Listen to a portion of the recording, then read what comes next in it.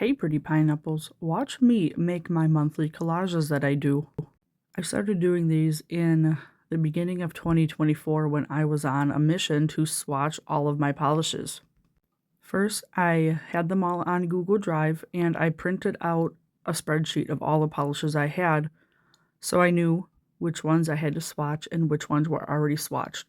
And you're asking probably why I didn't just look on the Google documents every time.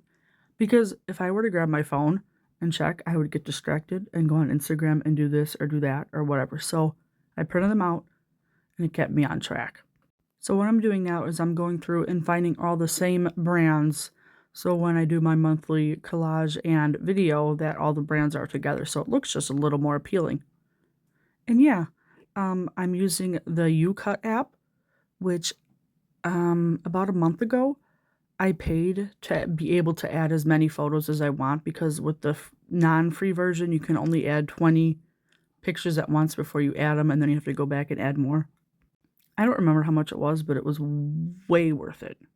Because when I make a video for Nick on his phone using the UCut app, it's like annoying when you can only add like X amount of pictures at once.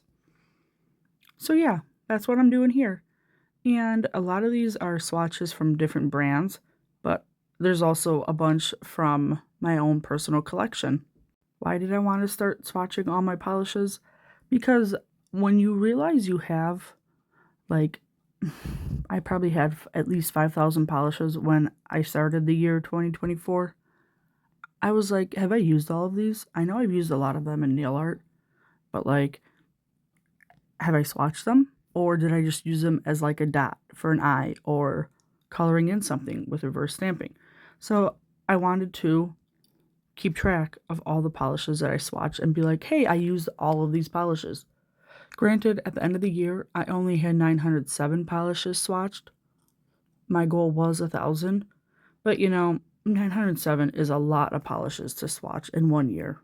I don't think I'm going to hit it this hard next year, but it's going to be fun, and I'm going to get some done. It's also been really fun to reorganize my shelves in ways of ones that are swatched and ones that aren't swatched, so I can look on my wall and be like, oh, look, these are all swatched. So yeah, I think I added all the photos. So now we're going to go and we're going to kind of organize them by if it's my Cindy hand or not.